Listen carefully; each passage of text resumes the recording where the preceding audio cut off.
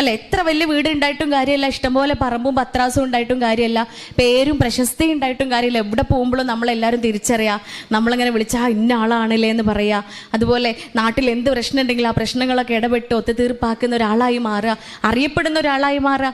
ഒരു കാര്യമില്ല എന്നാണ് ഞാൻ പലപ്പോഴും മനസ്സിലാക്കലേ. കാരണം അതൊക്കെ കഴിഞ്ഞ് ഈ ആരാൻ്റെ പ്രശ്നങ്ങളൊക്കെ ഒത്തു തീർപ്പാക്കി കൊടുത്ത് എല്ലാ പ്രശ്നങ്ങൾക്കും ഒടുവിൽ നമ്മൾ കയറി ചെല്ലുന്നൊരിടമുണ്ട്. നേരത്തെ പറഞ്ഞ മസ്കൻ. എന്താ അതിൻ്റെ അർത്ഥം? മസ്കൻ എന്നുള്ള പേരിൻ്റെ അർത്ഥം എന്താണ്? ഭൂമിയിൽ ഏറ്റവും സമാധാനമുള്ള ഇടം എന്നാണ്. സമാധാനമുള്ള ഇടം എന്നല്ല കേട്ടോ, ഏറ്റവും സമാധാനമുള്ള ഇടം. അപ്പോൾ അവിടെ കയറി ചെല്ലുമ്പോൾ ആ ഏറ്റവും സമാധാനം നമുക്ക് അവിടെ നിന്ന് കിട്ടണം.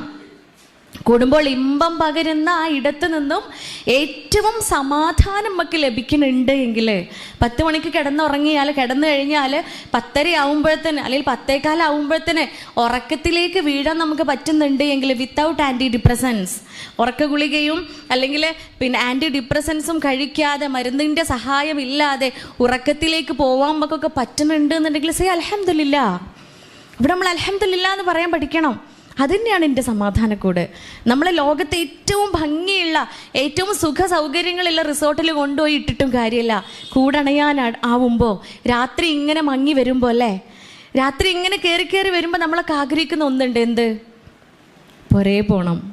എവിടെ കൊണ്ടുപോയിട്ടിട്ടും കാര്യമില്ല, പുരേക്കെത്തിയാൽ, വീട്ടിലെത്തിയാൽ അങ്ങനെ ആഗ്രഹിക്കുന്ന ആളാണ് ഞാൻ എങ്കിൽ എനിക്ക് അൽഹംദുലില്ലാ എന്ന് പറയാൻ പറ്റും. കാരണം എൻ്റെ വീട് മസ്കനായി മാറിയിട്ടുണ്ട്. വീടിന് എല്ലാ ഭാഷയിലും അത് തന്നെയാട്ടോ അർത്ഥം കൊടുക്കുന്നത്. ഇംഗ്ലീഷ് ഭാഷയിൽ ഹോം എന്നാണ് പറയുക. Home is A miniature form of heaven എന്നാണ് പറയുന്നത്. It's A miniature form of heaven. സ്വർഗത്തിൻ്റെ കുഞ്ഞു രൂപമാണ് വീട്. അപ്പം നമ്മളൊക്കെ ഇങ്ങനെ നെഞ്ചത്ത് കൈ വെച്ച് ആലോചിക്കണം, എൻ്റെ പോലെ അങ്ങനെയാണോ?